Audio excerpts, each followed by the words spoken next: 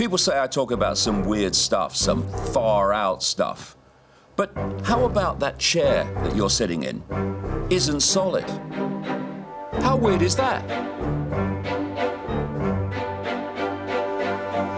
This reality is nothing like we think it is. When I saw what Icke is doing, I was a bit jealous on him. Wow, look at what this guy's doing. I don't know if anybody else could do it but him, actually.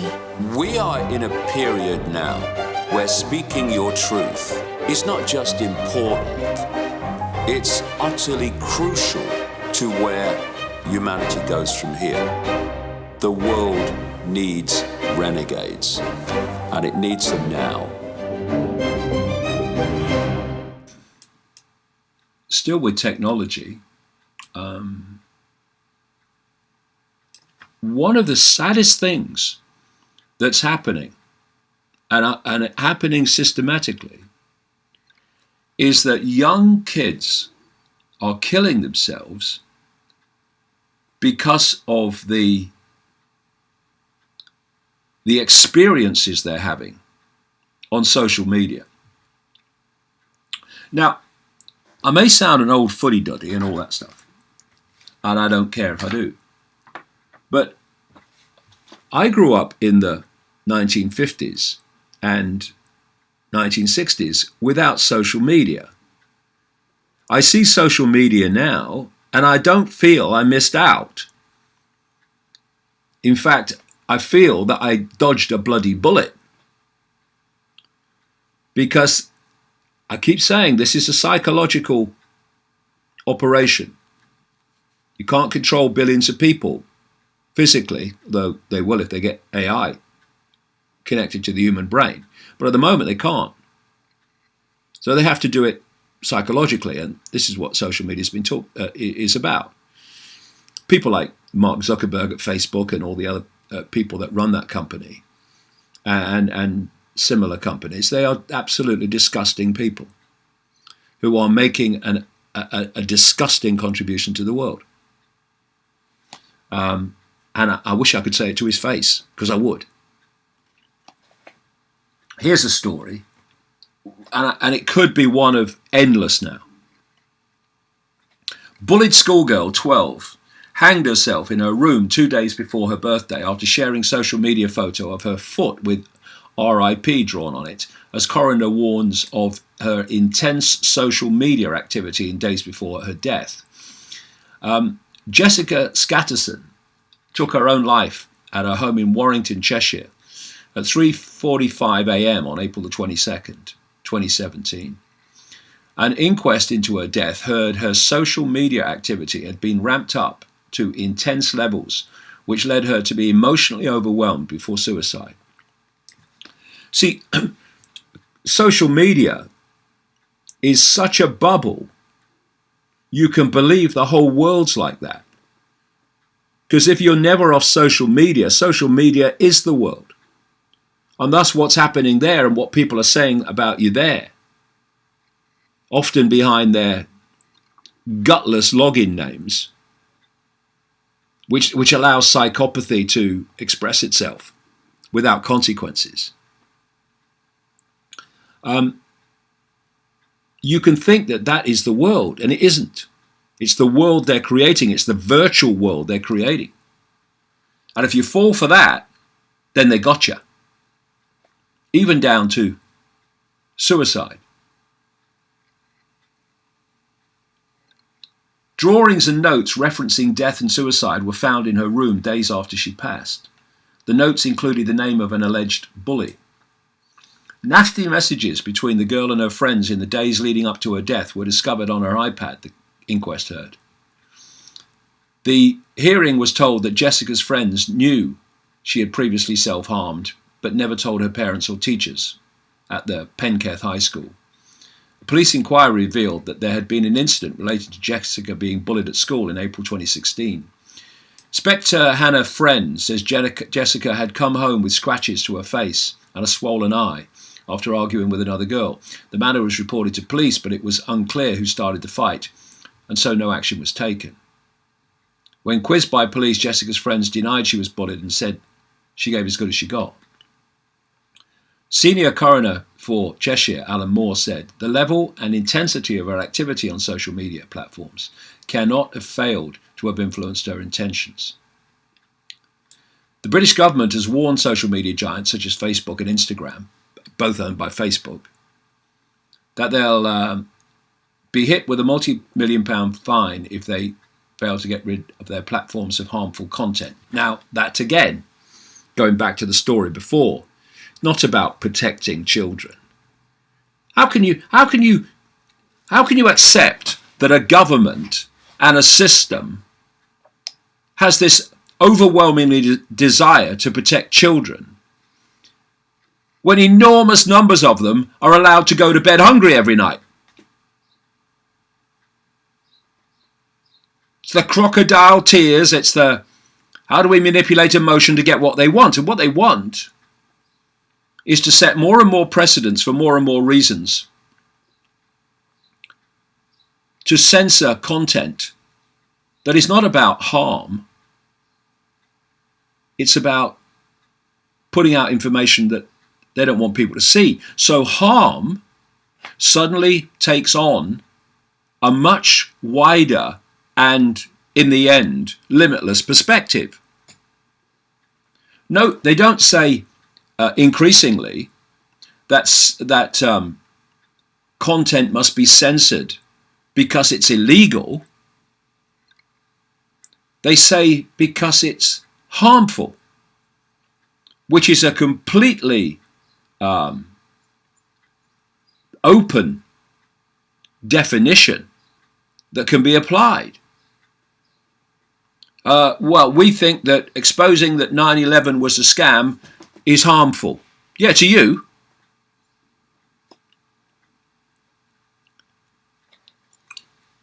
These people are psychopaths. They don't care about children, but they care about using children. And to censor the internet, you need children who are harmed by the internet.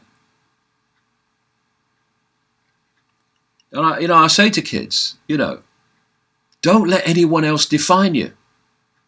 Don't let some idiots at school define you. Define yourself.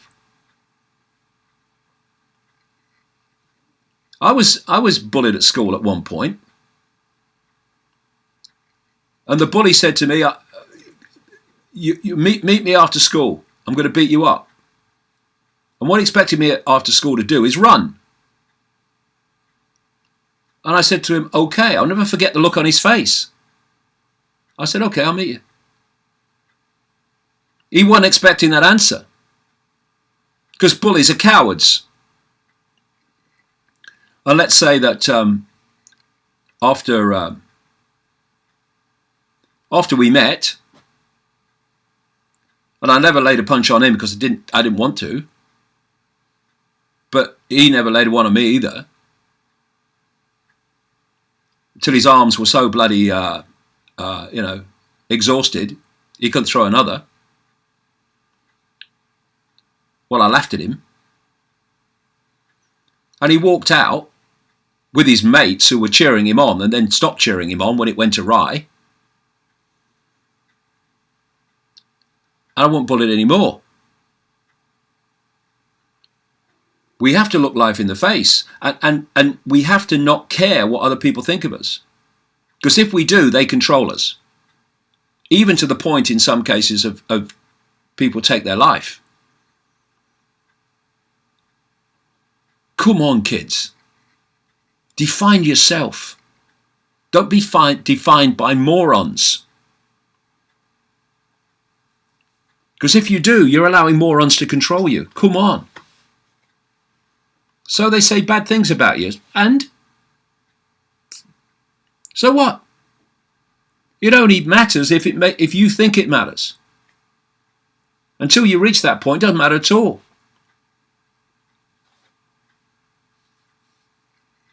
People hurl abuse at me all the time. Couldn't care less. They're just wearing out their vocal cords. All the best. Couldn't care less. Because you defined yourself. You don't let other people define you. I really wish I could talk to some of these kids. I really do.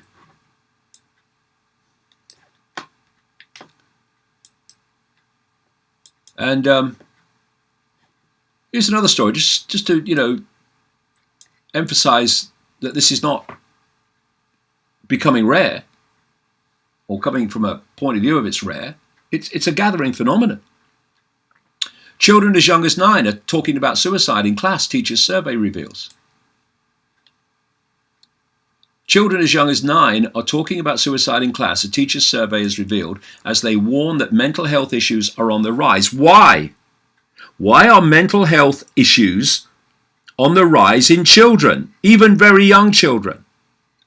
Because their minds are being played with on a level that people who haven't looked at this will have no comprehension of the scale of it. And it's a precursor to their minds being taken over completely by AI, because all these dots connect in the end. 4 in 5 teachers said they have a rise in pupils experiencing mental health problems, according to a poll conducted by the National Education Union. The survey of over 8,674 teachers and support staff found that 83% saw a rise in the past 2 years. SATS pressure and general expectations are taking their toll on more vulnerable pupils, one teacher commented, adding, "We have 9-year-olds talking about suicide." And this pressure of exams is enormous, because, again, kids, hey, don't let exams define you either. I never took a major exam in my life. Never mind pass one.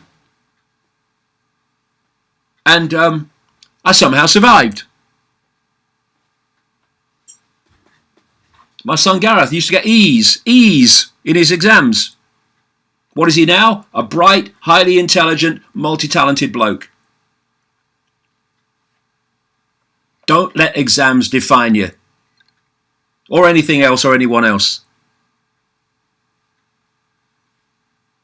Not only kids, anyone. The pressure. And what are exams? They are simply a test to see if you've absorbed the programming or not. And the ones who have get lauded. The ones who haven't get called a failure. Oh, you've not passed this exam at 11 years old. You're a failure for life. God, it's pathetic. Another teacher said that she had seen much more anxiety and self-harming among pupils, adding that there have been 3 suicides in 3 years in my school alone. 3 suicides in 3 years in one school.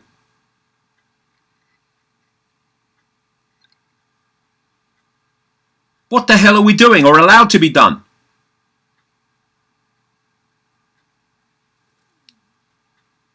Best thing parents can do for their kids, in my view, get them off social media, get them off smartphones.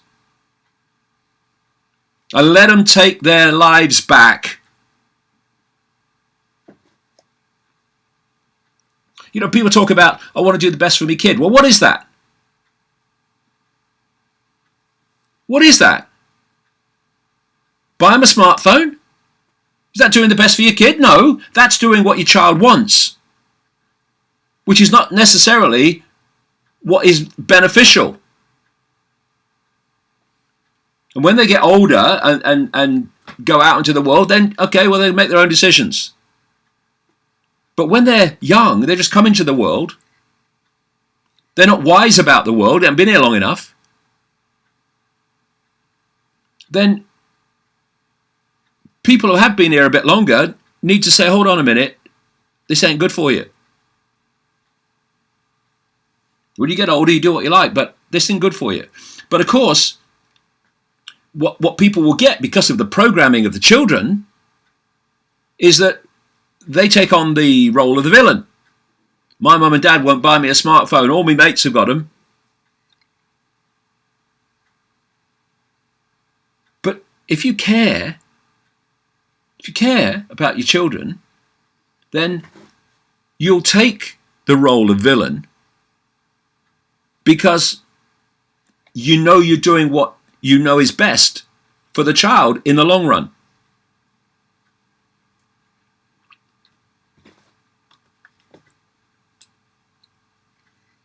So if I was, a father of young kids today, no way would they have smartphones. And certainly not social media.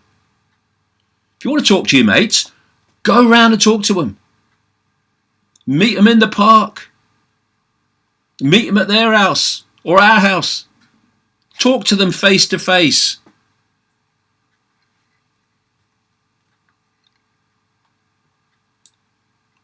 What humans used to do once.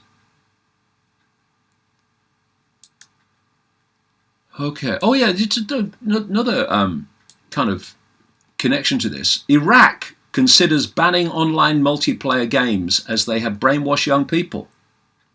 The Iraqi government has proposed banning online multiplayer video games amid fears they are corrupting young people and getting them hooked on violent fantasies. But why wouldn't they if they're playing games all the time that are about killing people and blowing things up? Again, I've written about this in the books years ago. It's desensitizing the young. Oh dear. Bless me. You know people where that came from? Bless you. They used to think that when you sneezed, you were getting rid of